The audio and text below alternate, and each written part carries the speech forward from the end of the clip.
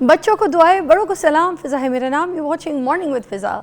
नाज़रीन, वाकई जिसे कहते हैं ना मॉर्निंग विद फ़िज़ा, मेरे शो का जैसे नाम है, आज वैसी खूबसूरत माशाल्लाह से मौसम हुआ है। उफ़, हसीन मौसम। घर से बाहर निकली तो ऐसी ठंडी ताज़ी हवा, वो ऐसे फ़िज़ाएँ बदल गई, मुझे इतनी अच्छी हवा का एक झोंका लगा, एकदम से आंखें खुल गई, फ्रेश हो गई। जो जो लोग घर से अपने निकले होंगे आज लाहौर में, नाज़रीन बहुत खूबसूरत जो मौसम है उसको एंजॉय कर रहे होंगे। मगर इस मौसम में मैं आपसे एक रिक्वेस्ट करूंगी कि साथ साथ थोड़ा सा अपना एहतियात रखिएगा कि अगर आप अपने बच्चों को किसी बाज़ार में ले जाएं, कहीं पे कोई वो सुबह सुबह कोई दही लेने चले जाए भाई, कोई बाइक पे निकल जाए, कोई भी जाए, तो ज़रा ये जो बड़े बड़े ट्रांसमीटर होते हैं ना, ये जो खंबे होते हैं, पोल्स होते हैं, इनसे थोड़ा सा बच के अपनी बाइक को पार्क करें, क्योंकि जो ट्रांसफार्मर्स होते हैं ना, ये एकदम से करंट भी छोड़ देते हैं जब बारिशें हो रही होती हैं। तो इनके इर्द गिर्द अपने बच्चों को जो है ना थोड़ा सा सेफ़ रखें, दूर रखें। और ख़ास तौर पे जब बारिश हो रही हो तो खंभों को हाथ न लगाएं। या फिर आप अपने बच्चों को कोई घर में से कोई ट्रे बना के किसी पड़ोस को जो है ना देने के लिए भेज दें, तो ये दिमाग में रखें कि बच्चे को बोलें कि गीली बेल पे हाथ ना लगाए। थोड़ी छोटी छोटी चीज़ें जो है ना, वो एहतियात जो है वो बेहतरी होती है, क्योंकि यही चीज़ें जो है ना हमें नुकसान पहुंचा सकती हैं जब हम एहतियात छोड़ देते हैं। हम कहते नहीं इसको पता है, हमारे बच्चे को भी पता है, इसको भी पता है, हमारा मियाँ भी अक्लमंद है। हम थोड़ी सी याद दहानी घर से निकलने से पहले छोटी सी बात अगर कह दी जाए, नाश्ते की टेबल पे तैयारी कराते वक्त बच्चों को या मियाँ को थोड़ी सी बात कान में डाल दी जाए ना, कान में कहीं भी बात हमेशा याद रहती है कि जाते जाते एकदम से कुछ कहा है। जैसे अगर हम घर से निकल रहे होते हैं, हमारी अम्मी कह देती है ना वापसी में 1 किलो टमाटर लेकर आना, तो हमें याद रहता है ना, मोस्टली याद रहता है। तो इस तरह की चीज़ें थोड़ी सी कर देनी चाहिए। जो बाइकर हजरात हैं ना, उनसे ये भी रिक्वेस्ट करूँगी, गीली रोड पे ऐसे स्लिप होती है बाइक, कीचड़ भी होती है किसी जगहों पे, तो एहतियात करें। अगर बाइक स्लिप हो गई, घुटने गोटे फट के रह जाएंगे, ठीक है। फिर वो जो मोटरवे हाईवेज़ पे जो गाड़ियाँ हैं, वो उनसे रिक्वेस्ट करूँगी कि आप प्लीज़ अपनी गाड़ी की स्पीड को थोड़ा सा हल्का रखें, क्योंकि वहाँ पे भी गाड़ियाँ बहुत ज़्यादा स्लिप होती हैं। और वो जो रेड़ी लगा के खड़े होते हैं ना बेचारे, इस मौसम में उनको लगता है उनके फल ज़्यादा बिकेंगे बेचारे। आपको पता है दिहाड़ी के लिए दुनिया बेचारी काम कर रही है, उनके पेट लगे हैं, सबको बच्चों के लिए उन्होंने घर कमा के कुछ लेके जाना। तो जो रेड़ियाँ लगा के कोनों में खड़े होते हैं ना और सब्जियां और फल बेच रहे होते हैं, उनका भी लिहाज रखना है। जब आप बाइक या गाड़ी लेके जाए तो उनके ऊपर छींटें लगती हैं, उनके ऊपर कीचड़ उड़ती है। छोटी छोटी बातों का हमने ख्याल रखना है, ठीक है। चले जी, आज के हम अपने मौजू की तरफ आते हैं। आज का जो हमारा मौजू है नाज़रीन, बड़ा इम्पॉर्टेंट ही है। गर्मियों का मौसम तो है, तो बहुत सारे बाहर जो है आप रेड़ियाँ ऐसी देखते हैं जिनमें शरबत होते हैं। इमली आलू बुखारे का शरबत होता है, या फिर ऐसे सरदाई वगैरह कोई बेच रहे होते हैं, मोस्टली इसी मौसम में मिलती हैं। या फिर कोई ऐसी जाली कोल्ड ड्रिंक्स जो हैं, जिसमें आजकल बहुत सुनने को मिलता है कि यार जाली कोल्ड ड्रिंक पी ली, किसी ना किसी स्पेसिफ़िक ब्रांड की ही बोतलें होती हैं मशहूर, ठीक है, मगर उसके अंदर जो है कुछ अलग से मशरूबात भरी जा रही होती हैं, जिनका टेस्ट तो उससे मिलता जुलता होता है, मगर पानी की क्वालिटी और बाकी चीज़ें जो हैं वो आपको पता है बड़ी मैटर करती हैं। एक आम आदमी को तो पता भी नहीं लगता कि वो जाली पिए जा रहा है या असल पिए जा रहा है। इसकी पहचान पे भी बात करेंगे आज। अच्छा, स्पेशली जो मिनरल वाटर की भी बॉटल होती हैं, ठीक है। अब अक्सर आप अगर लाहौर के ऐसे एरियाज़ में अंदरून वाली साइड पर चले जाएँ ना, तो वहाँ पे छोटी छोटी दुकानें लोगों ने वहाँ पे बस छोटे से फ़िल्टर्स लगाए हुए हैं, और वहाँ पे पता कुछ नहीं है कि चलते भी हैं या नहीं है, उनके फ़िल्टर्स चेंज होते हैं या नहीं, उनकी फ़िल्ट्रेशन की सफाई होती भी है कि नहीं। वो वहाँ पर अपनी बोतलें भर भर के ना अपना नाम लगा के बेचे जा रहे हैं, अपनी दुकान चमका रहे हैं। तो किसी भी छोटी मोटी दुकान पे आप चले जाए ना, तो ये जो नाम वाली बोतलें मिलती हैं आपको, ठीक है, और कुछ अजीब अजीब नामों की भी अपने अपने ब्रांड बना के जो पानी की बोतलें मिल रही होती हैं। तो इनसे किस तरीके से बचा जा सकता है, आज हमारे साथ मौजूद हैं डीजी पंजाब फूड अथॉरिटी से मोहम्मद आसिम जावेद साहब। हमारे पास मौजूद होते रहते हैं। आज हम इनसे डिस्कस करेंगे कि हम इन सब चीज़ों की पहचान कैसे करें और ये कितनी नुकसानदेह हो सकती हैं। अस्सलाम वालेकुम। मैडम, आप कैसी तबीयत है? जी मैं ठीक हूँ अल्हम्दुलिल्लाह। अच्छा, सबसे पहले बताइएगा ज़रा हमारा टॉपिक शुरू करने से पहले, क्योंकि देखिए ये माली साल ख़त्म हुआ है अभी ना। अब इस माली साल में जौन सा है ना, पंजाब फूड अथॉरिटी की जो परफॉर्मेंस है, सबसे पहले ज़रा हम चाहेंगे लोगों को आप वो बताएं, कोई दूध कोई गोश्त, घी, ऑयल, ठीक है, इनमें कोई ऐसी मेयार में ऐसी बेहतरी आई है कि वैसी है सब कुछ फूड अथॉरिटी की वजह से? जी बहुत शुक्रिया आपके मदऊ करने का। पंजाब फूड अथॉरिटी जो है हमारा नस्बुल ऐन है कि हमने शहरियों को साफ़ और हिफ़्ज़ाने सेहत के असूलों के मुताबिक जो है खुराक फराहम करनी है, और उस मकसद के लिए मैं बताना ज़रूरी समझता हूँ कि पंजाब फूड अथॉरिटी की जो फूड सेफ्टी टीम्स हैं, ये गेस्टेड हॉलीडेज़ पे भी, संडेज़ को, सैटरडेज़, इवन ईद के ऊपर भी हमारे लोग फील्ड में मौजूद रहते हैं। अभी 9th और 10th मुहर्रम गुजरी है, इसमें भी हमारी जो फील्ड की टीम्स थी, फूड सेफ्टी टीम्स थी, वो सबीलों की चेकिंग कर रहे थे, पकवान सेंटर्स की चेकिंग कर रहे थे, मुख्तलिफ जो नज़र व न्याज पेश किया जा रहा था उसकी चेकिंग कर रहे थे। पिछले पूरे साल के अंदर पंजाब फूड अथॉरिटी ने तकरीबन जो है 12,35,000 के करीब इंस्पेक्शंस की, जो उससे पुराना जो माली साल था उसके निस्बत तकरीबन जो है 53% ज़्यादा थी। हमने इस पूरे साल में 1.5 बिलियन रुपीस से ज़्यादा फ़ाइन्स किए और 1344 FIRs की। अब 1344 FIRs का मतलब ये है कि हमने अडल्ट्रेशन माफिया जो है, जो मिलावट करने वाले लोग हैं, उनके ख़िलाफ़ सख्त से सख्त जो है वो इक़दामात जो है वो उठाए। जहाँ तक इस चीज़ का ताल्लुक़ है कि क्या उससे कोई बेहतरी आई, जी बिल्कुल बेहतरी आई। हमारी जो मिल्क की इंस्पेक्शंस थी उससे जो प्रीवियस साल है उसकी निस्बत 3 टाइम्स ज़्यादा थी, और जो दूध के जो ख़राब दूध होता है या मुज़र सेहत दूध होता है उसको आपको पता है कि पंजाब फूड अथॉरिटी की टीम्स मौके के ऊपर ही उनको डिस्कार्ड कर देती हैं। तो वो डिस्कार्ड की जो शरह है वो पहले से 5 गुना कम हुई है। इट मीन्स, एक और मैं बात बताना ज़रूरी समझता हूँ कि पिछले महीने से अभी हमारी कैंपेन मतलब लोगों के अंदर डर भी पैदा हो रहा है इस चीज़ का ना? जी बिल्कुल डर पैदा हो रहा है। मुझे एक खानेवाल में एक सीनियर पॉलिटिशियन थे, उन्होंने एक बात बताई। उन्होंने कहा कि हमारे खानेवाल शहर के अंदर, पूरे ज़िले के अंदर 6 ऐसे लोग थे कि जो मिलावट के दूध का कारोबार करते थे। कहते 6 के 6 काम छोड़ गए हैं। मैं वेरीफाई इस बात को करता हूँ, तस्दीक करता हूँ। उसकी वजह ये हुई कि उनके ऊपर FIRs हुई, उनको कोर्ट्स में जाके उन पर्चों का सामना करना पड़ा। हमारी मिल्क के ऊपर पिछले पूरे साल में 201 FIRs हैं। 214 FIRs हमारी जो हैं वो गोश्त का, जो ख़राब गोश्त का कारोबार करने वाले हैं उनके ख़िलाफ़ हैं। कल रात को भी हमने कोई तकरीबन एक इतला के मुताबिक 250 किलोग्राम के करीब गोश्त मुज़र सेहत जो जा रहा था उसको हमने इंटरसेप्ट करके पकड़ा, उसके ऊपर FIR दी। तो ये हमारी जो पिछले साल में हमने 6,86,000 किलोग्राम से ज़्यादा जो गोश्त है जो मुज़र सेहत था उसको तलफ़ किया है। तो ये सारी, मैं ये समझता हूँ कि पंजाब फूड अथॉरिटी की मेहनत है और उसकी वजह से कामयाबी है। अच्छा, अपने टॉपिक की तरफ भी आते हैं कि अब कोल्ड ड्रिंक्स की अगर हम बात करते हैं ना, तो कुछ तो बड़े फेमस ब्रांड्स हैं जिनके नाम को इस्तेमाल करके जो छोटी छोटी दुकानों के अंदर ये अपनी मशरूबात चीज़ें जो है ना, कोल्ड ड्रिंक भर लेते हैं। अच्छा, और ये खुले आम भर रहे होते हैं। अब वहाँ पर ये जो शॉप्स वगैरह हैं जो खुली हुई हैं, फूड अथॉरिटी इनको किस तरीके से, इन खुली हुई शॉप्स जो है इनको किस तरीके से मतलब पकड़ती हैं, इनकी क्या इंक्वायरी होती है, इनकी क्या सज़ा होती है? देखिए, अभी आपको पता है कि ये गर्मियों का सीज़न पिछले तकरीबन 2 माह से, अप्रैल से स्टार्ट हो चुका है, और इस सीज़न में पंजाब फूड अथॉरिटी ने तकरीबन 3,000 के करीब जो कोल्ड ड्रिंक्स के यूनिट्स हैं, जो बेवरेजेस के यूनिट्स हैं, जूस के यूनिट्स हैं और मिनरल वाटर के जो यूनिट्स हैं उनके ऊपर इंस्पेक्शंस की हैं, और उसमें हमने तकरीबन 16 मिलियन से ज़्यादा फ़ाइन किया।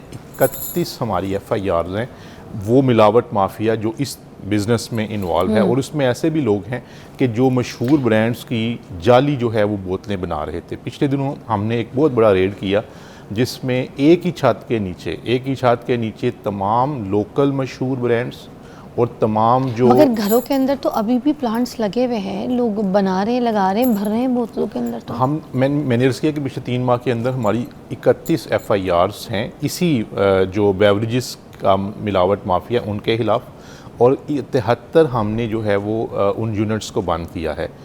और उसमें वो भी यूनिट्स शामिल थे कि जो गलियों के अंदर, दूर दराज महलों के अंदर और शहर के मुज़ाफ़ाती इलाकों के अंदर, हवेलियों के अंदर जो है छुप के काम कर रहे थे, हमने उनको भी पकड़ा है।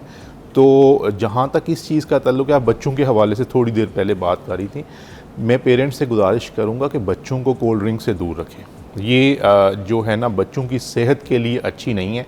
आप घर में अभी आपको पता है जो मौसम है इसमें आड़ू मौजूद है, आड़ू का जूस बच्चों को पिला सकते हैं, मैंगो मौजूद है, मैंगो शेक बच्चों को पिला सकते हैं, फालसा मौजूद है उसका जूस पिला सकते हैं। तो ये हेल्दी चीज़ों की तरफ बच्चों के लेके आएँ, इन कोल्ड ड्रिंक्स से अवॉइड किया जाए। दूसरी बात यह है कि जब भी अगर आपने कोल्ड ड्रिंक्स लेनी हो तो किसी मशहूर जगह से लें, और बाज़ औक़ात ऐसा होता है कि लोगों ने मिलते जुलते नाम रखे होते हैं और मशहूर ब्रांड्स को कॉपी किया होता है। जैसे अगर कोई मशहूर ब्रांड है कोई भी लोकल। मगर सर मैं एक ब्रेक के बाद इस पे बात करूँगी कि हम अपने पेरेंट्स को कह रहे हैं यहाँ से लें, वहाँ से लें, यहाँ से ना लें, इधर से ले लें, मगर फूड अथॉरिटी जो है हमारी वो क्या कर रही है? वो क्यों नहीं बंद कर रही है जो हमें अभी तक किसी ऐसी दुकान को ढूंढना पड़ रहा है? ये मिल ही क्यों रहे हैं?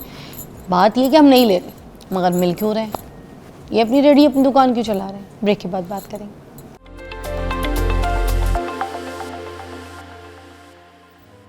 Okay, welcome back. आप देख रहे हैं मॉर्निंग विद फ़िज़ा। और नाज़रीन, हम बात कर रहे हैं कि जो कोल्ड ड्रिंक्स के हवाले से, अब देखें FIR तो आप दे रहे हैं, ठीक है, आप उनको पकड़ भी रहे हैं जो लोग जाली काम कर रहे हैं, जो बोतलों में चीज़ें भरते हैं, मगर किसी ना किसी तरीके से ये वाली जो जाली कोल्ड ड्रिंक्स हैं ये बाकी दुकानों में पहुंच रही हैं, सप्लाई हो रही हैं। तो ये किस तरीके से हो रही हैं? इसका चेक एंड बैलेंस क्यों नहीं रखा जा रहा? देखिए मैडम, हमारी एफ़र्ट्स तो मैंने आपसे तज़किरा किया कि मौजूद हैं। 31 FIRs दी, 73 जो इस तरह के बेवरेजेस के यूनिट्स थे उनको बंद किया। उसके अलावा तकरीबन 60,000 लीटर से ज़्यादा जो जाली बेवरेजेस थी उनको तलब किया। जाली जूसेस को हमने बहुत ज़्यादा तलब किया, और उनकी जो जिस मटेरियल से जो है वो बनाई जा रही थी उनको भी हमने उसको भी तलब किया। इशू क्या होता है? इशू ये होता है कि जब हम FIR करवा के कोर्ट में बेल लगती है तो वो फौरी तौर पे उसको बेल मिल जाती है। ये बहुत बड़ा एक इशू जो है, एक बहुत बड़ा गैप है। किसी भी माशरे को रेक्टिफाई करने के लिए ज़रूरी होता है कि वहाँ पे सर्टेनिटी ऑफ पनिशमेंट्स हो, कि जो सज़ा और जज़ा जो है वो फौरी तौर पर मिले, इंसाफ मिले, और कोर्ट्स अपना जो है वो किरदार अदा कर रही हों। होता क्या है कि जब बेल हो जाती है तो उसके बाद वो बंदा पंजाब फूड अथॉरिटी के रेडार पे तो होता है वो मिलावट करने वाला शख्स, वो किसी नई जगह पे किसी नए मोहल्ले के अंदर तंग गलियों के अंदर जाके वो कारोबार करता है। जब हम 3 महीने के बाद दोबारा पहुंचते हैं उसके वो उस काम को ख़त्म करते हैं, फिर अगले दिन फिर उसको बेल मिल जाती है। तो ये एक ऐसा सर्कल है। मैं तमाम मुअज़्ज़ज़ अदालतों से और पुलिस के ऑफिसर्स जो इन्वेस्टिगेशन करते हैं उनसे ये गुजारिश करूँगा कि काइंडली इसको देखें कि इस चीज़ का ताल्लुक जो है वो आपके बच्चों की सेहत के साथ है, आवाम के बच्चों की जो है, सबकी बच्चों की सेहत के साथ है। हम अगर रात को लेट नाइट जो है वो रेड कर रहे हैं अपनी जानों को मुश्किल में डाल के, प्रैक्टिकली कई जगह पे हमारी टीमों के साथ लोग लड़ पड़ते हैं, लोग उनके ऊपर हमला कर देते हैं। एक हमारे फूड से सेफ्टी ऑफिसर खातून थी, उनको डंडे मारे थे जिसके ऊपर कुछ दिन पहले सज़ा हुई। इस तरह के बहुत से जो है ना वो हमारे वाक़यात होते हैं। तो कम अज़ कम इनको इस बात को मद्देनज़र रखना चाहिए कि पब्लिक हेल्थ ज़्यादा अहम है, इंसान की सेहत ज़्यादा अहम है बनिस्बत इसके कि आप उसको जो है वो बेनिफिट ऑफ डाउट दे के छोड़ दें। तो अगर सर्टेनिटी ऑफ पनिशमेंट होगी तो इस तरह का जो मिलावट माफिया है जिसके खिलाफ पिछले साल में हमने 1344 FIRs दी हैं, अगर उसमें से एक भी बंदे को आप 2 साल के लिए सज़ा दे दें। अच्छा चलें, एक बात कि आप तो चलें काम कर रहे हैं, अब एक आम आदमी है कहीं पर कोल्ड ड्रिंक ख़रीदने के लिए जा रहा है, उस आम आदमी को कैसे पता चलेगा कि जो कोल्ड ड्रिंक है ये जाली है या मैं असल कोल्ड ड्रिंक ख़रीद रहा हूँ? देखिए इसमें 2 चीज़ें हैं। एक तो 1223 हमारा टोल फ्री नंबर है, वो हमसे उसकी एक ब्रिक्स होती है जिससे ये पता चल जाता है कि ये जाली है या जो है वो असली है। दूसरा ये है कि वो उसके टेस्ट से भी उसका अंदाज़ा कर सकते हैं कि उसमें जो कार्बोनेटेड वाटर है उसकी वो क्वांटिटी वो नहीं डालते जो जाली बना रहे होते हैं। और 1223 के ऊपर इतला करके जैसे हम मिल्क टेस्टिंग कर रहे होते हैं तो हमारी फूड सेफ्टी की टीम्स जो हैं वो बेवरेजेस की भी जो है वो टेस्टिंग करके फौरी तौर पे जस्ट 1 मिनट लगता है और हम उसको टेस्ट करके बता देते हैं। मतलब वहाँ पर अगर हम खड़े, ठीक है, और अगर कोई पी रहा है, ठीक है, तो हम वहाँ पे फूड अथॉरिटी को कॉल करेंगे, वहाँ पे आपकी टीम पहुँच जाएगी फ़ौरन? जी, हमारी तमाम लाहौर के टाउन्स में और इसी तरह से बाकी डिस्ट्रिक्ट्स में भी हर तहसील में हमारी टीम्स होती हैं। आप इतला करते हैं वो फौरी तौर पे विदिन 30 to 40 मिनट्स या विदिन 1 आवर वो है वहाँ पे पहुँच जाती हैं और उसके मुताबिक जो कानूनी एक्शन होता है वो हम लेते हैं ऐसे मिलावट। अच्छा, अब एक मिनरल वाटर की अगर हम बात करें, ठीक है, अब इस तरीके से ये मिनरल वाटर है, ओके, अजीब अजीब नामों से बिक रहे होते हैं ये मिनरल वाटर, और खुले आम ये दुकानों में बिक रहे होते हैं। अब हम दुकानों पे आप लोग जाते हैं, कोई आपकी टीम कोई जाती है, जाके देखती है कि भाई ये जो नाम है ये तो हमने कभी पढ़ा ही नहीं है, हमने तो कहीं सुना ही नहीं है, तो ये आपके पास ये पानी कहाँ से क्यों पड़ा है? तो वहीं पे जो दुकानदार के पास जितना भी स्टॉक पड़ा है तो उसी वक्त उसको आप लोग चेक करते हैं कि अगर ऐसा है तो उसको ज़ाया करें, कुछ करें, ये सब कुछ काम हो रहा है? क्योंकि दुकानदारों से स्टॉक तो उठाना है ना, क्योंकि दुकानदार भी तो बीच में मुलव्वस है ना कि वो उस चीज़ को ख़रीद क्यों रहा है जब उसको पता है कि ये भाई अजीब किस्म के नाम है जिनके ने नाम ना कि यहाँ पांचा कोई सर पैर कभी सुना ही कोई नहीं है, और उसके बावजूद उस दुकान में बिक रहा है, तो ये तो दुकान वाले की भी गलती है ना। Why is selling? इसमें एक अवेयरनेस का पहलू है। मैं तमाम शहरियों से आपके प्रोग्राम के तवज्जुह से गुजारिश करूंगा कि जो मिलते जुलते नाम होते हैं, कि जो मशहूर ब्रांड्स हैं उनसे मिलते जुलते बाज़ औक़ात लोग नाम रख लेते हैं, तो वो रियल नेम्स नहीं होते। अगर ऐसा कुछ भी हो तो हमें इत्तला करें 1223 पे। दूसरा ये है कि हमारी जो फूड सेफ्टी की टीम्स हैं, हमारे पास जो है वो तमाम जो रजिस्टर्ड फूड बिजनेसेस हैं उनका डेटा होता है। हमारे सिस्टम के अंदर उनकी सारी जो है वो ट्रैकिंग सिस्टम मौजूद होता है। हम उसको उसके बार कोड को जब जो है वो स्क्रैच करके जब उसको डी कोड करते हैं तो हमें पता चल जाता है कि ये अप्रूव्ड लेबल है, अप्रूव्ड बिज़नेस है या नहीं है। अगर वो अप्रूव्ड नहीं होता तो जहाँ से वो पकड़ा जाता है जिस शॉप से, और उससे पीछे जहाँ से वो आ रहा होता है, हम दोनों के ऊपर एक्शन लेते हैं। और आप अक्सर देखते हैं कि हमारी टीम्स जो हैं वो पानी को तलफ़ कर रही हैं, बेवरेजेस को तलफ़ कर रही हैं, जो जूसेस हैं उनको तलफ़ कर रही हैं, दूध को तलफ़ कर रहे हैं। एक और चीज़ मैं जो बताना ज़रूरी समझता हूँ तमाम नाजरीन को, वो ये है कि जब भी आप कोई प्रोडक्ट लें, किसी भी डिपार्टमेंटल स्टोर से, किसी भी जगह से आप कोई प्रोडक्ट लेते हैं, तो आप उसकी एक्सपायरी डेट को ज़रूर चेक करें। उसको चेक करना इतना ही ज़रूरी है जितना उस चीज़ को लेना ज़रूरी है, ये बल्कि एक्सपायरी को चेक करना उससे भी ज़्यादा ज़रूरी है। तो उसको ज़रूर चेक करें। अगर वहाँ पे आपको लगता है कि ये चीज़ एक्सपायर्ड हो चुकी है, हमें इत्तला करें दुकानदार को। ये हम अवेयरनेस मटेरियल्स जनरल स्टोर्स पे भी, शॉप्स के ऊपर भी जो है वो लगवा रहे हैं। अच्छा सर, मैं एक क्योंकि प्रोग्राम का टाइम ख़त्म हो गया, मैं एक आखिरी बात बोल दूं कि देखिए जी, गवर्नमेंट अपनी लेवल से अब काम करना शुरू हो गई है, कर भी रही है। इन जैसे होशियार लोग हैं, समझदार लोग हैं जो अपना काम कर रहे हैं, ठीक है सर, अंजाम दे रहे हैं अपनी जॉब्स। बट हमारा भी एक काम बनता है, वो ये कि अगर हम ऐसी दुकानें देखें, हम कोई ऐसे अड्डे देखें, हमें पता है कि हमारे 4 घर छोड़ के तीसरे एक घर में जो है ना ये काम हो रहा है, यहाँ पर ये चीज़ें बनाई जा रही हैं, तो हमें उधर सलाम दुआ पड़ोसी के साथ अच्छी दोस्ती यारी नहीं रखनी है, ठीक है ना ही उनके मशरूब हमने अपने घर पे लाके बच्चों को पिलाने कि भले 4 बोतलें मुफ्ते में आ जाती हैं, वो हमारे बच्चों को पिला देते हैं या भेज देते हैं एक रेट। नहीं, आपने फ़ौरन फ़ोन करना है। अगर आप एक अच्छे शहरी हैं तो आपने एक फ़ोन करना है और आपने बताना। अच्छा, वो नंबर मुझे बता दें, क्योंकि आप सबको ये नंबर जो है ना आपके मोबाइल पे सेव होना चाहिए। अगर आप कहीं ऐसी हरकत कोई देखें, कॉल करें फ़ौरन, ठीक है, शिकायत करें, कंप्लेन करें और बुलाएं आप इंस्पेक्शन के लिए। तो मुझे बताइएगा नंबर कहाँ कॉल कर सकते हैं? 1223 हमारा टोल फ्री नंबर है। 1223 इस पे आप इत्तला कर सकते हैं। उसी वक्त हमारी जो कंसर्न टीम है उस तक वो जो है। सर इससे पहले शुरू में कुछ भी नहीं लगाना ना? नहीं, 1223 पे आप इत्तला करेंगे, आपकी जो है वो जैसे 1223 डायरेक्ट बस ऐसे कॉल करना है। पंजाब फूड अथॉरिटी कॉल करने का शुक्रिया। आप किसी भी मालूमात या शिकायत के लिए हमें बजरिया व्हाट्सएप रब्ता कर सकते हैं। हमारा व्हाट्सएप नंबर है 033310173000। ठीक है, मतलब इनके 0333 व्हाट्सएप पे भी फ़ौरन वो वीडियो पिक्चर बना के फ़ौरन रब्ता कर वो डिटेल पहुंच जाएगी। उसी वक्त जो कंसर्न टीम है उसको डायरेक्शन मिल जाएगी। हमारे एक डायरेक्टर लेवल के ऑफिसर उन तमाम जो कंप्लेंट्स हैं उनको डेली बेसिस पे मॉनिटर करते हैं और उसका डेटा जो है और उसके ऊपर जो भी फीडबैक होता है हमें पहुंचाते हैं। हमारी तकरीबन 90% से ज़्यादा जो सिटीज़न की सेटिस्फेक्शन है कंप्लेंट्स के ऊपर, which is a big achievement. तो हम बिल्कुल मुतहरिक हैं, इसी जो है वो मिशन समझते हुए फूड सेफ्टी को लेते हैं। और आवाम से भी, तमाम पब्लिक से मैं रिक्वेस्ट करूँगा कि इस तरह के मिलावट माफिया के ऊपर अपनी नज़र रखें ताकि हम सब लोग जो है इनके शर से बच सकें। Thank you so much for your time. और यही बात है, गवर्नमेंट लेवल काम कर रही है मगर अपने लेवल पे भी कुछ कीजिए। Take a break.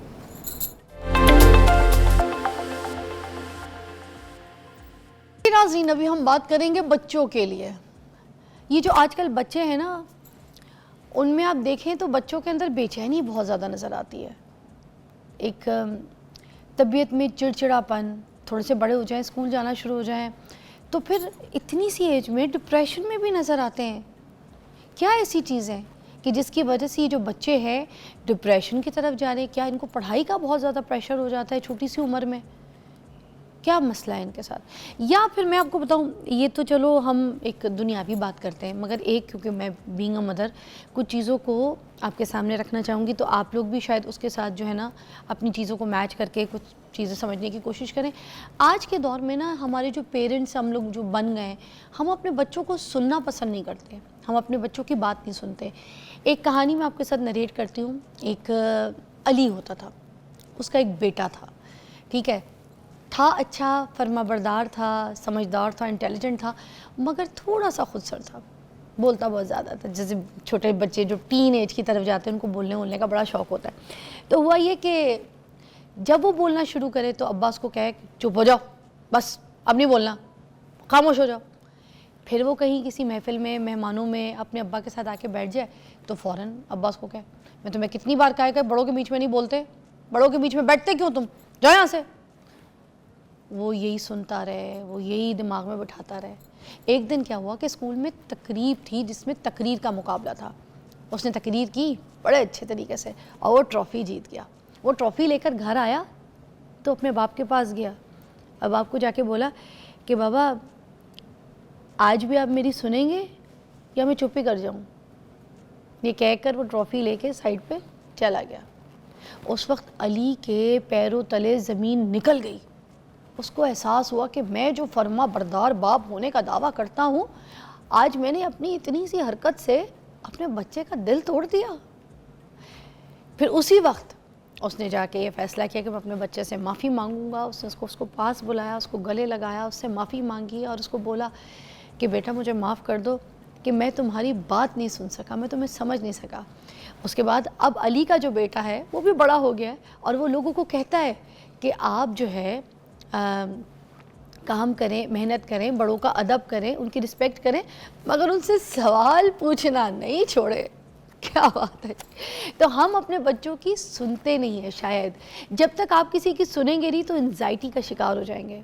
तो आज मेरे पास इस पे बात करने के लिए है डॉक्टर आमना आरिफ हैं और माहिर नफ्सियात है। हमें बहुत अच्छी तरीके से समझा सकेंगी कि एंजाइटी क्या होती है, क्योंकि एंजाइटी तो मुझे लगता है आमना बड़ों में भी हो जाती है। जी बिल्कुल। तब जब आपका कोई सुनने वाला नहीं होता, जब आपको फील होता है कि आपकी कोई सुन ही नहीं रहा यार। बिल्कुल। तो हम बच्चों को भी तो नहीं सुनते Amna. Thank you very much. आप इस टॉपिक को टेकअप कर रही हैं बात करने के लिए। जैसे आपने कहा तो मैं सोच रही थी कि काश अली के बेटे जैसे सब अगर हों, जो कि रियलिटी नहीं है। अक्सर बच्चे इसके ऑपोजिट चले जाते हैं और वो चुप लगा लेते हैं, तभी तो एंजाइटी को लीड करते हैं ना। ये तो उस बच्चे का बड़ा अच्छा है कि उसने जाके डिबेट की और कप लेके आया और अपने फादर से कहा। अगर ये वाला एंगल आ जाए तो फिर तो क्या बात है, क्योंकि बच्चा समझदार था ना, अली का बेटा इंटेलिजेंट भी था, पर्सनैलिटी भी डिफरेंट वेरी। लेकिन होता क्या है कि अक्सर जब बच्चों की नहीं सुनी जाती तो फिर वो बोलना छोड़ देते हैं। हाँ। और लेकिन वो उनकी खामोश चीख होती है कि काश कोई मुझसे पूछ ले कि मैं क्या सफ़र कर रहा हूँ। और ये आजकल हमारी सोसाइटी में इतना कॉमन है। तभी मैंने कहा कि आपने इतना अच्छा टॉपिक लिया, क्योंकि हम तो फेस कर ही रहे हैं एंग्जाइटी, लेकिन वो बच्चे जो अभी ग्रो कर रहे हैं, अभी बहुत छोटे हैं। हम इस स्टेज में एंग्जाइटी हमें पता ही नहीं होती थी कि क्या है, इतनी छोटी एज में जो बच्चे फेस कर रहे हैं। लेकिन आजकल तो बहुत कॉमन होती जा रही है और उसकी मल्टीपल रीजंस है। एक तो घर का इन्वायरमेंट, पेरेंटिंग स्टाइल्स वैसे नहीं रहे, ना ही पेरेंट्स का बच्चों के साथ इंटरेक्शन वैसा रहा कि एक पेरेंट बैठ के बच्चे से कभी पूछे, कभी बात करे कि स्कूल में कैसा फ़ील होता है। बस हमें होता है कि बच्चा स्कूल जा रहा है और स्कूल से वापस आ रहा है और वो अब इस क्लास में चला गया, अब इस क्लास में। मैं आपको बताऊं क्या रिएक्शन होता है। बच्चा स्कूल से आया ना तो माएँ पता है क्या रिएक्ट करती हैं बच्चों के साथ, ये कार्ड वार्ड मुझे कुछ नहीं चाहिए, मैं खुद एक माँ हूँ, मुझे सब कुछ पता है। अच्छा होता क्या है, जैसे ही बच्चा घर के अंदर आया ना तो सबसे पहले शुरू हो जाएंगी, बस्ता किधर रखा है, ये क्या तरीका है, जूता किधर रखा है, पागल हो गए, जा जाके जूता रख के आओ, नौकर नहीं हूँ तुम्हारी, ये किधर है, गिलास पी के पानी से रख दिया, उठाओ जाके, उठा के मामी वहीं रखो, क्या बनाया भाई, पागल हो तुम। ये रिएक्शन, खाना नहीं खाया, डेट खत्म करो, ये छोड़ा क्यों तुमने। भाई बच्चा घर के अंदर आता है, ये सब सुनने के लिए आता है। क्योंकि हमारे पास पेरेंटिंग रह ही बस इतनी सी गई है ना, क्योंकि हमारे पास इतना सा टाइम है कि बच्चे अक्सर तो मदर्स वर्किंग है, लेकिन जो घर में भी है ना वो भी इतने मल्टीपल कामों में इंगेज होती हैं कि इतना सा टाइम है कि बच्चे के लिए हमारी पेरेंटिंग बस ये रहेगी कि वो स्कूल से आएगा और बस्ता रखेगा, और यही वो बुनियाद डालता है कि बच्चा पता नहीं स्कूल में क्या फेस करके आ रहा है। और वो आपने पूछेंगे तो कौन पूछेगा, मदर से ज़्यादा कौन पूछेगा बैठ के, आपने पूछेंगे ना फिर कोई दूसरा पूछेगा ना, वो उसका कोई फ्रेंड होगा। जो कि इतने से बच्चे के आजकल में होता है 5 साल 6 साल 7 साल के बच्चे भी एंग्जाइटी फेस कर रहे हैं, लेकिन वो बता नहीं पाते। तो मदर का तो रोल सबसे पहले, फादर का भी ये है कि बच्चे से पूछें तो सही कि वो क्या फेस कर रहा है। क्योंकि आप देखेंगे एंग्जाइटी के मेन अच्छा, एंग्जाइटी के बारे में अगर हम बात करें तो आपको जज्बाती सिम्टम भी उसके अलामात नज़र आती हैं और जिस्मानी भी, कि जैसे अगर बच्चा सिर्फ आके स्कूल से कह रहा है ना मेरे स्टमक में पेन हो रहा है, मुझे यहाँ कहीं पेन हो रहा है, तो हम कहते हैं कि पता नहीं क्या ख़राब खा के आ गया है, जबकि दरअसल ये एंग्जाइटी का एक सिम्टम है। अगर बच्चा बहुत रूटीन में ये कहना शुरू हो गया ना कि मेरे सर में दर्द रहता है, मुझे यहाँ कहीं पेन होता है स्टमक में, या मुझे वॉमिट फील होती है, तो अब हम एकदम से कंक्लूजन पे जाते हैं कि इसका स्कूल जाने का दिल नहीं कर रहा। जबकि ये अगर कंसिस्टेंटली रूटीन से सेम बात बोल रहा है, इट मीन्स ये एक जिस्मानी अलामत है एंग्जाइटी की। और जज्बाती अलामत में क्या है कि बच्चा चिड़चिड़ापन इतना ज़्यादा हो जाता है, जैसे मदर अगर उसके ऊपर इतना चीखेंगी कि तुम ये करो वो करो वो करो, वो ही सेम रिफ्लेक्शन बच्चे का आता है। हर वक्त इंसल्ट ही ना निशाना बनाया होता है। घर के अंदर घुसेगा तो अब्बा बोलेगा सलाम नहीं किया, सलाम नहीं आता करना। एक ब्रेक लेंगे, ब्रेक के बाद हम इसको और एलैबोरेट करते हैं। आप भी साथ दे सकते हैं, कॉल कर सकते हैं।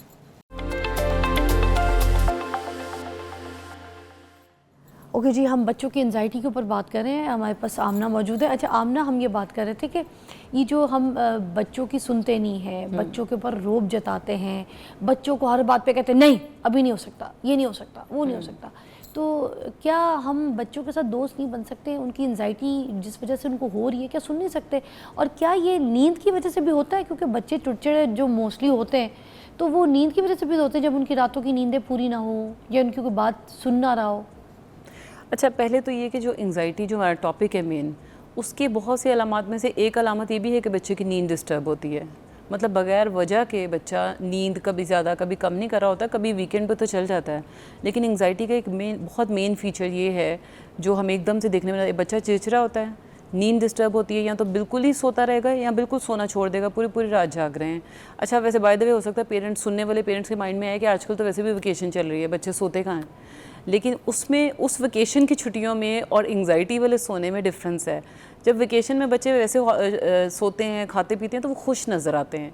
लेकिन अगर बच्चा एंग्जाइटी की वजह से ज़्यादा सो रहा है, ज़्यादा खा रहा है या कम हो रहा है दोनों साइड पे, तो वो बहुत आपको अजीब मुरझाया हुआ नज़र आता है। मतलब एक मदर या फादर की नज़र सबसे पहले पहचान सकती है कि मेरा बच्चा जो भी कर रहा है, जैसे पूरी रात बैठा हुआ है। अच्छा, स्क्रीन का जो यूज़ है आजकल, आपने जो क्वेश्चन किया वो तो है ही कि पेरेंट्स को बात करनी चाहिए। अगर पेरेंट्स बात नहीं करते ना, ज़्यादा देर टाइम नहीं देते, तो बच्चे का ज़्यादा टाइम गुजरता है स्क्रीन पे। तो स्क्रीन पे मैं आपको एक रीसेंट केस बताऊं कि एक बच्चा मेरे पास आया, उसने ना यहाँ कट्स लगाए हुए थे नेल्स से। तो उसकी मदर थी जो लेके आई मेरे पास कंसल्टेशन के लिए, और उस बच्चे के साथ जब मैंने बैठ के बात की तो पता चला, वो कहता है कि मैंने एक वीडियो देखी थी जो यूट्यूब पे छोटे छोटे शॉर्ट्स होते हैं कि एक बच्चे का कट लगा हुआ था और उसकी मदर ने फ़ौरन उसको गोद में पकड़ लिया था। तो मैंने कहा कि मेरी मदर भी मुझे ना गोद में ज़रा उठाती कम है, तो मैंने कहा आपने सिर्फ ये जस्ट इसलिए किया कट, ये अपने नेल से? उसने अपने ये स्क्रीन का एक तो माइंड मेकअप उसने किया, दूसरा मदर्स की तरफ से इतना बड़ा लेसन था कि आपका बच्चा अगर आप नहीं हैंडल करें ना, आप उसकी बात नहीं सुन रहे, तो फिर क्या होगा, फिर जाएगा उस तरफ, सोशल मीडिया, स्क्रीन की तरफ। और आजकल तो प्रेप के बच्चे, नर्सरी के बच्चे नहीं पूरी पूरी रात लैपटॉप या मोबाइल छोड़ते। तो इसलिए जितना हो सके अपने बच्चे को आपने खुद सुनना है। मगर हम कैसे अपने बच्चे से ये स्क्रीन टाइमिंग छुड़वा सकते हैं? देखिए हम तो खुद अपने जो रील्स है उसको देखे जा रहे हैं। हमारा सारा टाइम तो हम अपने इंस्टा रील्स पे, उस पे रील्स पे गुजार देते हैं। फिर हम बच्चे को कैसे कह सकते हैं कि बस तुम अपनी ये यूज़ करोगे, खबरदार जो तुमने आईपैड यूज़ किया, खबरदार जो तुमने ये चीज़ देखी। नहीं कह सकते ऐसे, हम नहीं कह सकते, क्यों गेम खेल रहे हो, हम स्क्रीन टाइम उनसे छीन ही नहीं सकते। क्योंकि बच्चों में एंग्जाइटी की पहली वजह ये है कि हमारा लाइफस्टाइल चेंज हो गया। जैसे मैंने पहले मेंशन किया, लाइफस्टाइल का मतलब है कि पेरेंट्स को पहले अपना लाइफस्टाइल मैनेज करना, फिर आप बच्चे को कुछ कह सकते हैं। अब लाइफस्टाइल का मतलब ये नहीं कि हाल ही हम भी मोबाइल छोड़ दें और उनको भी कहें अब चलो बैठ जाते हैं। हमें कोई एक्टिविटीज़ प्लान करनी पड़ेंगी। देखिए अगर बच्चा आईपैड यूज़ कर रहा है या स्क्रीन टाइम उसकी ज़्यादा हो रही है, तो हम उसको ये भी तो कह सकते हैं कि बेटा काफ़ी देर हो गई तुम ये अभी यूज़ कर रहे हो, तो चलो 20 मिनट और यूज़ कर लो, ठीक है बेटा। फिर उसके बाद हम होमवर्क साथ बैठ के करेंगे।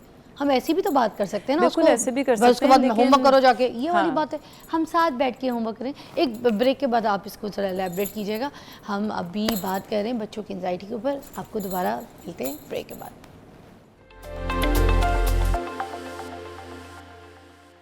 बच्चों की एंजाइटी के ऊपर बात कर रहे हैं, आमना हमारे साथ मौजूद है। अच्छा, एक और पहलू होता है, आमना इसको अच्छा एलैबोरेट करेंगी, कि जिन घरों में पेरेंट्स जो है गालम गलौज करते हैं, लड़ते हैं, बदतमीज़ी करते हैं, चीखम चिल्ला करते हैं, एक दूसरे की तजलील कर रहे होते हैं, एक दूसरे के ख़ानदानों तक पहुंच जाते हैं, वो उसके माँ बाप तक पहुंच जाएगा, वो उसके माँ बाप तक पहुंच जाएगी, ठीक है, आपस में तू मैं शोर शराबा। वो बच्चे जो होते हैं, जो उनके देख रहे होते हैं, बच्चे तो टेप रिकॉर्डर होते हैं, जो आप उनको दिखाते हैं वही वो आगे माशरे में लेकर जाते हैं, सोसाइटी में लेकर जाते हैं।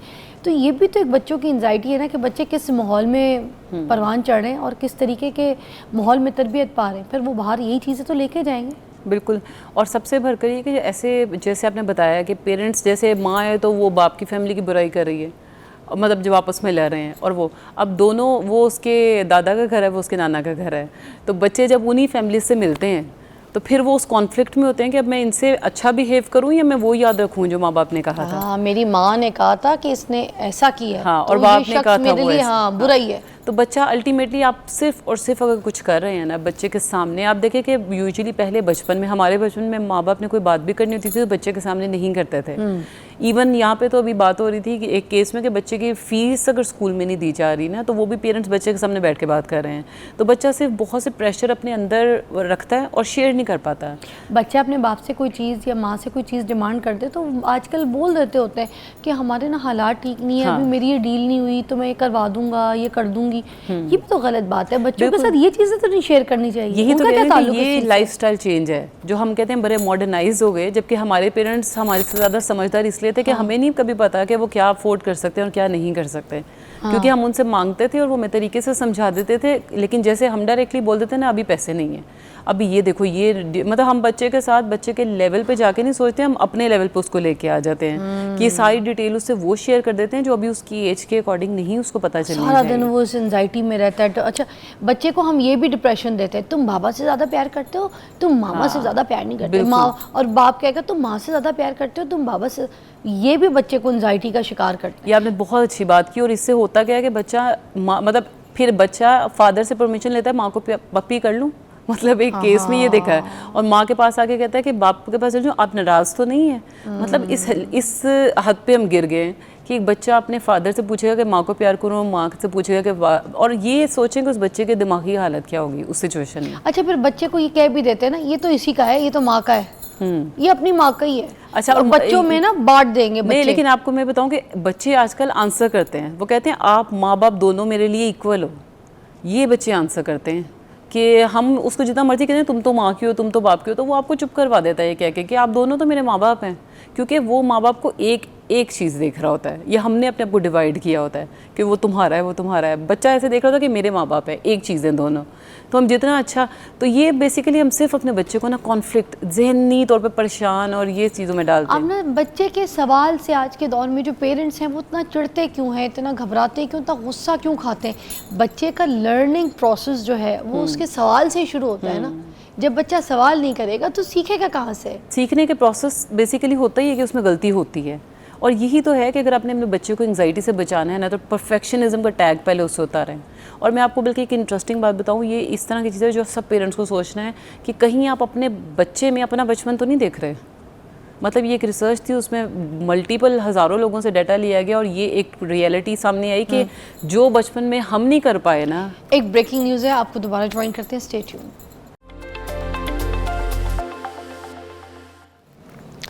हम बच्चों की एंजाइटी के ऊपर बात कर रहे हैं। अच्छा, कुछ बच्चे जो हैं उनके साथ हरासमेंट होती है, कुछ बच्चियाँ, कुछ लड़के भी, ठीक है।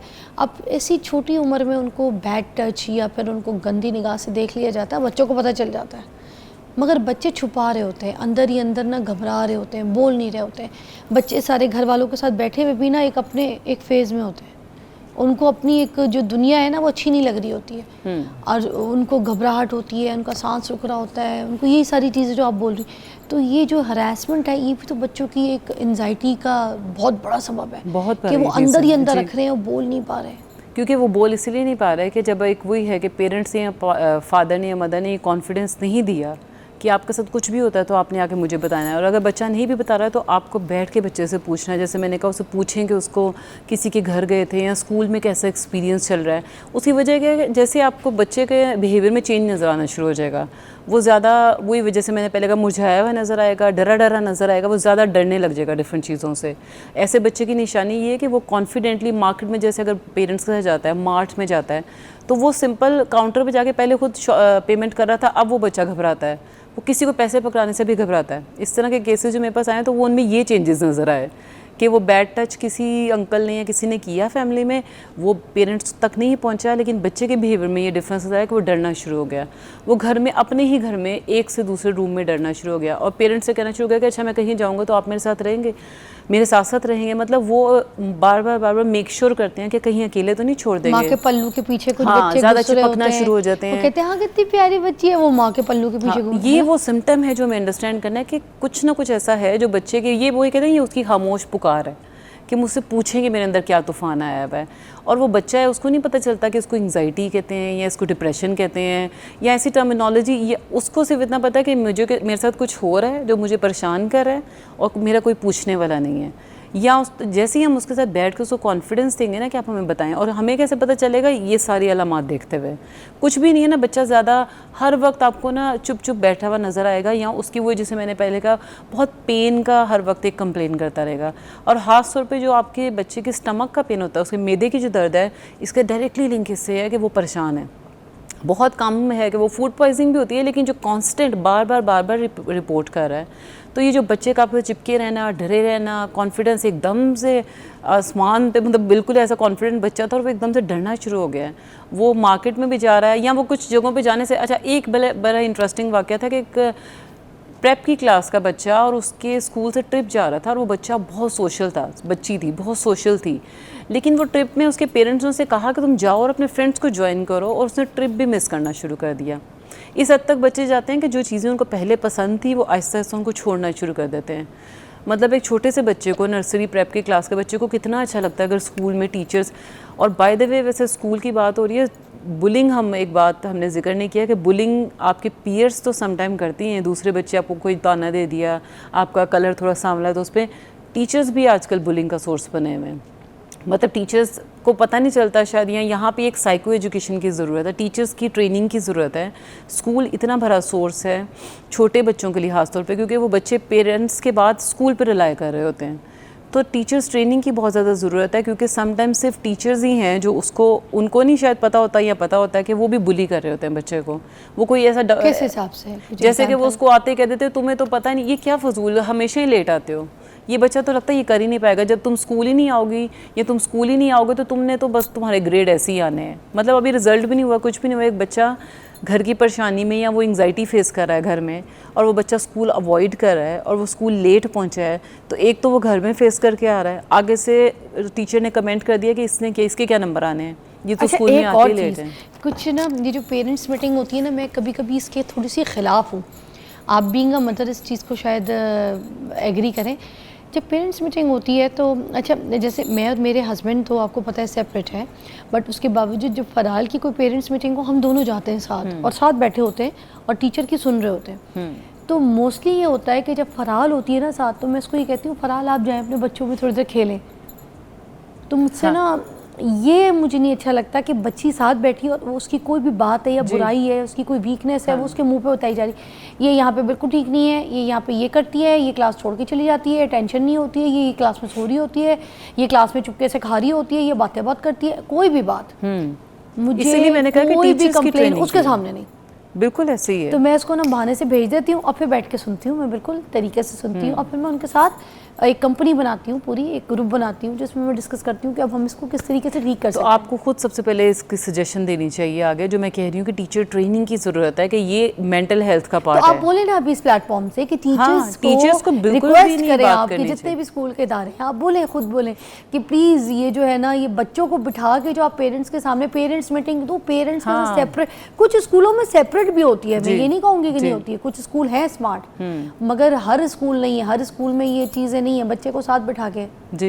ये गलत। और ये मैंने अपने एक पहले भी मेरा प्रोग्राम था उसमें मैंने ये हाईलाइट किया था कि बच्चे के सामने तो पेरेंट्स को भी डिस्कस नहीं करना चाहिए कि वो उसके बारे में नेगेटिव क्या फील कर रहे हैं। मतलब अगर पेरेंट्स हैं या टीचर हैं, दोनों ने अगर बच्चे के सामने कुछ बात करनी है ना तो उसके गुड पॉइंट्स बताएं। टीचर भी साथ बिठाएं, ज़रूर बिठाएं, लेकिन गुड पॉइंट्स बताएं।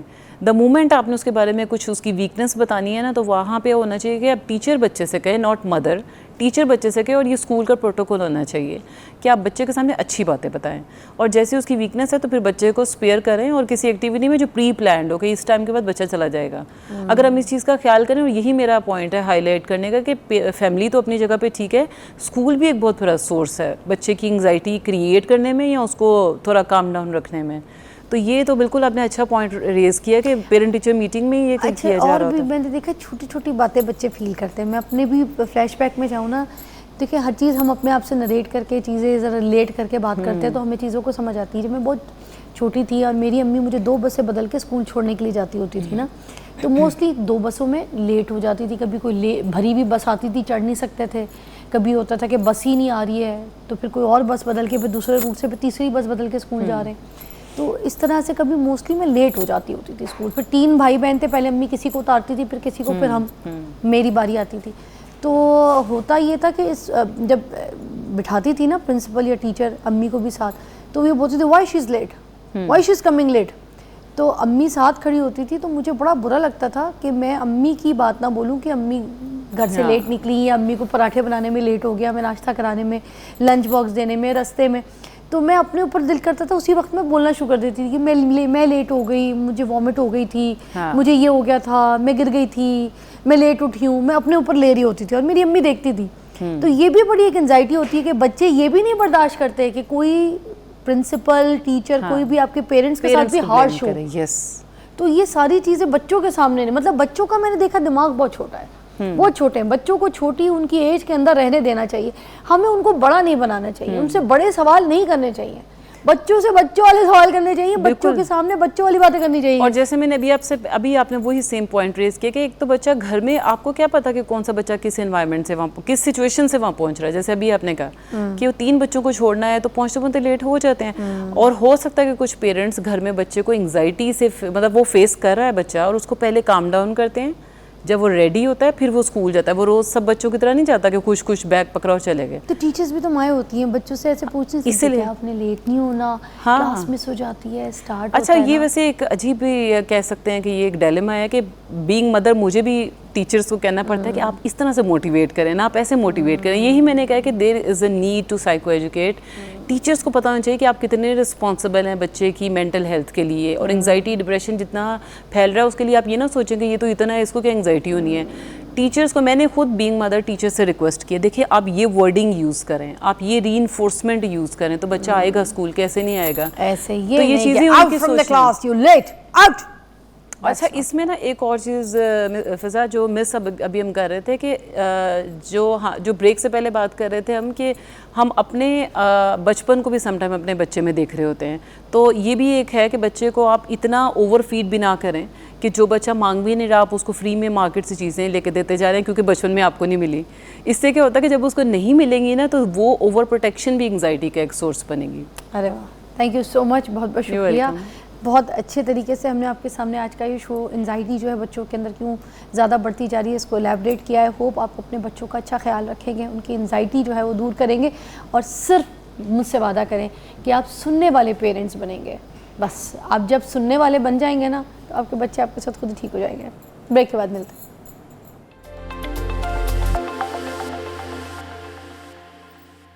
ज़बरदस्त मेहमान मेरे साथ मौजूद हैं और जो मौजू है वो भी बड़ा अच्छा है, मैं आपके सामने अभी एलैबोरेट करूँगी, मैं डिस्कस करूँगी।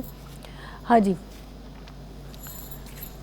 नादरा जो है उसने नए कवानीन बनाए हैं शनाख्ती कार्ड के हवाले से। नाज़रीन, कुछ चीज़ें जो हैं वो बेहतर बनाई हैं, आसान बनाई हैं अभी के टाइम के लिए।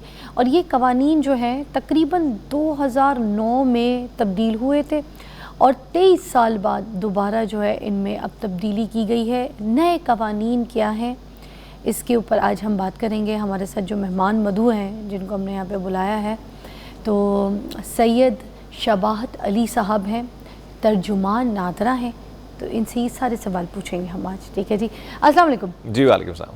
सर, मुझे तो सबसे पहले ये बता दीजिए जो 23 साल के बाद ये जो नादरा में जो कार्ड में चेंजेस आई है आपकी, ये क्या क्या चेंजेस हैं, इसमें क्या बेहतरी है, क्या अच्छे चेंजेस हैं, प्लीज़ देखने वालों को थैंक यू वेरी मच। सबसे पहले तो इनवाइट करने का बहुत बहुत शुक्रिया। मैं ये बता दूं कि नादरा का क़याम सन 2000 में अमल में आया था, मार्च सन 2000 में, और 2002 में हमने शनाख्ती कार्ड रूल्स बनाए थे। ठीक। 23 साल की प्रोग्रेशन में हमने बहुत सी चीज़ें ऐसी महसूस की जिनमें बेहतरी की गुंजाइश है। ज़ाहिर है ये पूरी कौम की रजिस्ट्रेशन है और हमने रजिस्ट्रेशन के अमल के दौरान बहुत से लूप होल्स ख़ुद भी महसूस किए। आप जानते हैं कि हमारे पास सिर्फ शनाख्ती कार्ड ही हम नहीं प्रोवाइड करते, हम फैमिली रजिस्ट्रेशन सर्टिफिकेट देते हैं।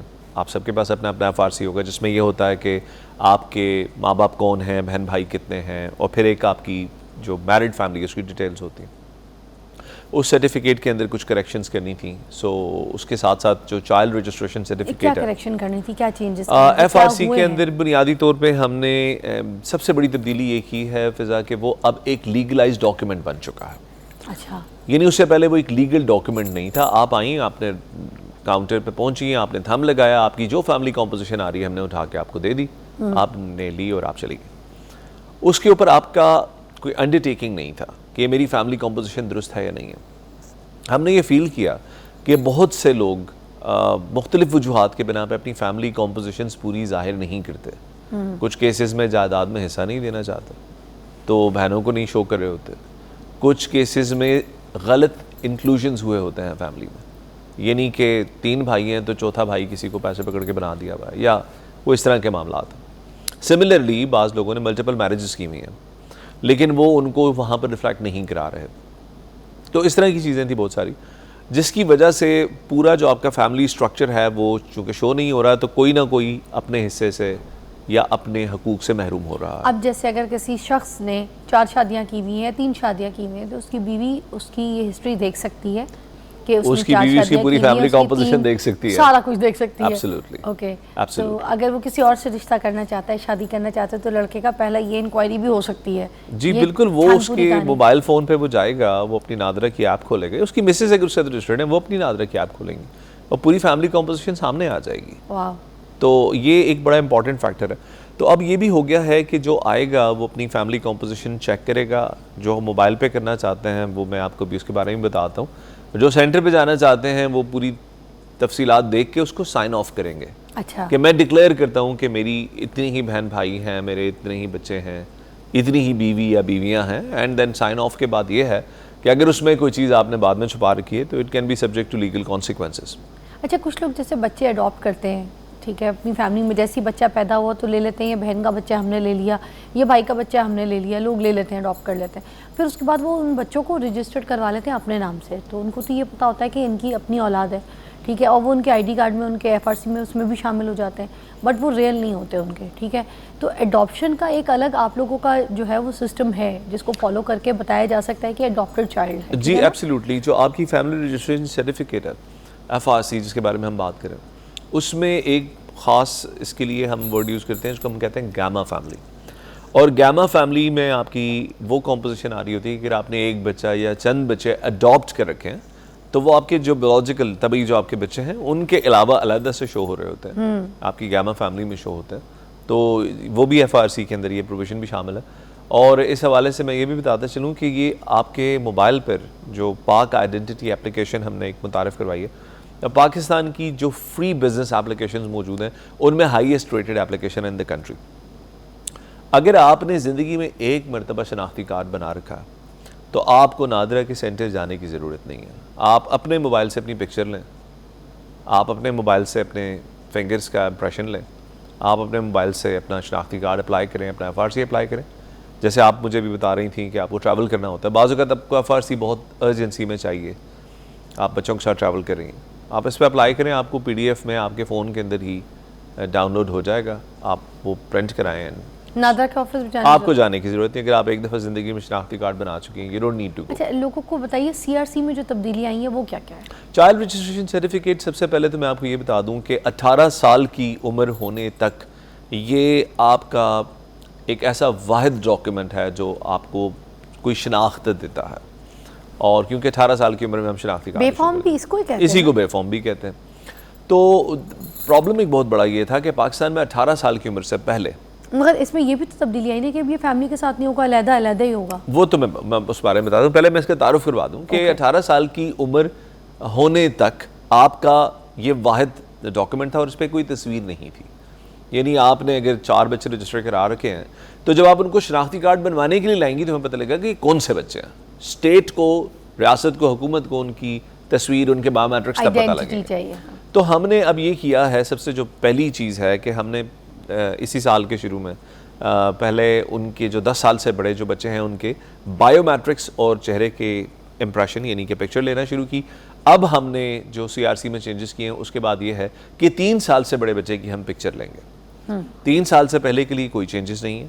जब बच्चा 3 साल का होता है उसका पहले वाला बेफॉर्म एक्सपायर हो जाएगा, वो दोबारा आएगा, हम उसकी पिक्चर लेंगे। ओके, 3 और साल वाले जी, टाइम 3 पे साल दोबारा बुलाना है बच्चे को। और जब उसकी उम्र 10 साल हो जाएगी तो उसका पिछले वाला बेफॉर्म एक्सपायर हो जाएगा, उसको आप दोबारा लेकर आएंगे, हम उसकी पिक्चर के साथ उसके बायोमेट्रिक्स भी लेंगे। और जहां हमारे पास फैसिलिटी होगी आइरिस की यानी आंख का अक्स लेने की, हम वहां पर उसका बायोमेट्रिक भी, आई का जो आइरिस है वो भी कैप्चर करेंगे और उसके बाद उसको 18 साल की उम्र में कार्ड इशू हो जाएगा। अच्छा, आइरिस जो कैप्चर होता है वो बिल्कुल थंब की तरह ही होता है जो थंब हम प्रिंट आइरिस अल्लाह ताला की शान है जी कि ये 2 साल की उम्र में आपकी आंख की पुतली का जो डिज़ाइन है ये मुकम्मल हो जाता है और ये फिर मतलब सारी उम्र ऐसे ही रहता है। इसके अंदर कोई जी घिसता नहीं है, इसके पैटर्न चेंज नहीं होते। आप ट्रैवल करती हैं, आपको पता होगा कि दुबई में वो सिर्फ आंखों के स्कैन से ही आपको ओके कर देते हैं। तो हमने ये एट नादरा ये स्टार्ट किया है। हमारे बहुत से ऑफिसेज में ये फैसिलिटी अब अवेलेबल हो गई है और हम इंशाल्लाह कोशिश कर रहे हैं कि जल्द अज जल्द पूरे पाकिस्तान के जितने भी मराकज़ हैं उनके अंदर आयरिस को अवेलेबल करें। तो जहाँ ये फैसिलिटी मौजूद है वहाँ हम आयरिस भी ले रहे हैं। Oh, great. We'll take a short break. We'll be right back. हम नादरा की जो नई इन्फॉर्मेशन हैं, जो चेंजेस हैं, उसके ऊपर बात करें। हमारे साथ रहिएगा।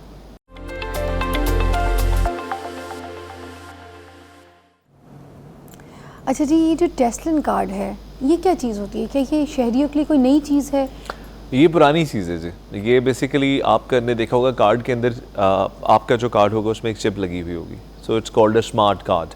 और जिन कार्ड्स के अंदर चिप नहीं लगी होती वी कॉल देम टेस्लन कार्ड। आप इसको नॉन स्मार्ट कार्ड भी कह सकते हैं। तो ये मुख्तलिफ होता है just because of this chip? Because of this chip इसके अंदर कुछ और भी फीचर्स की कमी थी। मसलन इसमें आपका नाम सिर्फ उर्दू हरूफ में लिखा होता था, वालिद का नाम और एप्लीकेंट का नाम।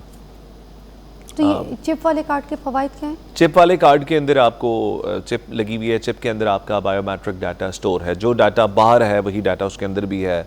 और किसी जगह पर अगर इसको चेक करना हो तो कि ये कार्ड आपका ओरिजिनल है नहीं है तो it can B swapped into a machine और वहाँ से पता लग जाएगा कि स्कैन तो कहीं नहीं होता। मैंने तो नहीं देखा कहीं स्कैन होता हो। अगर कहीं पर ये फैसिलिटी काश ही अवेलेबल चलता हो, फिरता मुल्क से बाहर भी ATM बन अवेलेबल जाए। हो कि वो चिप से चेक करना चाहें तो दे कैन डू दैट। अच्छा, है इसकी चिप की इसके अंदर फैसिलिटी? इसके अंदर चिप के अंदर आपका डाटा स्टोर्ड है। जो बाहर लिखा है वो अंदर भी स्टोर्ड ओके। है। उसके अलावा ये इंग्लिश में इसके अंदर आपके वो मौजूद होते हैं। इसके अंदर QR कोड होता है और इंग्लिश में होने का ये फ़ायदा है कि आपके पासपोर्ट के ऊपर वो एग्जैक्ट पर्टिकुलर्स आपके नाम के स्पेलिंग दोबारा से डिफाइन नहीं करने पड़ते। ठीक है। अब मामला ये है कि जिन लोगों के पास यानी क़ुव्वत ख़रीद कम है जिनकी और जिनको इंटरनेशनल ट्रैवल करने की ज़रूरत कम पड़ती है वो नॉर्मली हमारे टेस्लन कार्ड बनाते थे। Then they would convert it into a smart card अगर उनको पासपोर्ट बनवाना हो। हमने ये किया है। टेस्लन कार्ड पे पासपोर्ट नहीं बन सकता? उस पे प्रॉब्लम यह था कि उर्दू में ही था नाम और वालिद का नाम। अच्छा। सो अब आपका नाम है या मेरे नाम के स्पेलिंग उर्दू में तो है लेकिन इंग्लिश में कैसे लिखे जाएंगे? सो वो that needed to be redefined. तो हमने ये कर दिया कि जो टेस्लन कार्ड है उसके अंदर नाम और वालिद का नाम अंग्रेज़ी हरूफ में भी कर दिया है उर्दू के साथ साथ। हमने उसमें QR कोड का इजाफा कर दिया है।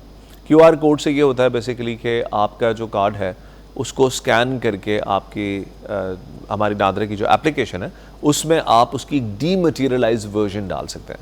यानी कि आपको कार्ड दोबारा अपना अगर आपके पास नहीं है तो आपको दोबारा लेने के बजाय आप सिर्फ नादरा की ऐप खोल के अपना कार्ड दिखा सकती हैं कि this is my card and this is who I am. अच्छा। वो स्कैन किया जा सकता ठीक है। जिसको हम डीमटीरियलाइज कार्ड कहते हैं। अच्छा। सो आपका जो टेस्लन कार्ड है वो भी QR कोड के जरिए स्कैन होकर डीमटीरियलाइज कार्ड उसका भी बन सकता है। इसमें हमने ज़्यादा इंपॉर्टेंट चूँकि लोगों की डिमांड बहुत ज़्यादा है इसके हवाले से हमने इसके डिलीवरी टाइम भी घटा दिया है। सो अब आपको ये स्मार्ट कार्ड की निस्बत जल्दी मिल सकता है। बेसिकली हम इनकरेज कर रहे हैं कि लोग इसके लिए अप्लाई करें। ख़वातीन को बाख्तियार बनाने का जो जिक्र है उसमें ये क्या काम कर रहे हैं आप लोग? ख़वातीन के लिए जी बहुत सारे इक़दाम हैं और उनमें एक बहुत बड़ी बात तो ये है कि पहले ख़वातीन के ऊपर जैसे अगर आपने जाना है और आपने अपना पासपोर्ट बनाना है तो आप ये करती थी कि अपने हस्बैंड के नेम अगर आपने ऐड नहीं कर रखा शादीशुदा होने के बावजूद, तो आप पहले कार्ड पे हस्बैंड का नेम ऐड करवाती थी and then you would go and make a passport. अब ऐसा है कि अगर आप अपने वालिद ही का नाम कैरी करना चाहती हैं शादीशुदा होने के बावजूद, तो आपको कोई ऑब्लिगेशन नहीं है कि आपने हस्बैंड का नाम ऐड करना है even for making a passport. आपका जो शनाख्ती कार्ड है वो काफ़ी होगा इस चीज़ के लिए। एक तो ये एफआरसी में आ जाता है ऑलरेडी, तो वो काफ़ी है। फिर अगर आईडी कार्ड में नहीं भी बनवाते तो it's not important, it's fine to use the old one, right? Absolutely. दूसरी चीज़ ये है कि जैसे हम बात कर रहे थे अभी कुछ देर पहले सक्सेशन की, तो जब से ये सिस्टम भी नादरा के पास आया है, उससे पहले ये था कि लोग बहनों को तरके से महरूम कर देते थे कई जगहों पर, ये मतलब हमने देखा इस तरह से। अब वो चूँकि निज़ाम नादरा के पास है तो नादरा के बगैर आप सक्सेशन अप्लाई नहीं कर सकते, यानी किसी शख्स के मरने के बाद उसकी विरासत की तकसीम नादरा के बगैर नहीं हो सकती।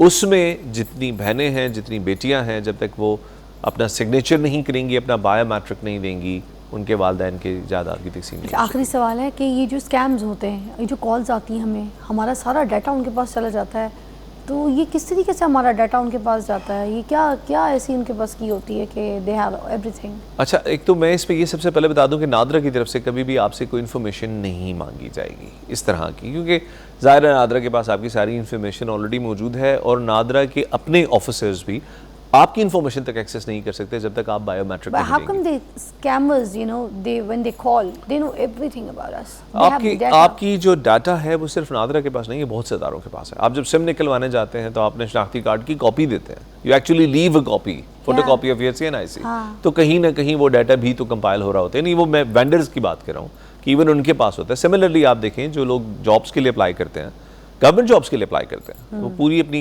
डॉक्यूमेंट्स की फोटो कॉपी दे रहे होते हैं, सो डाटा आपका बहुत so there are so many loopholes. NADRA का डाटा काफ़ी हद तक सिक्योर है।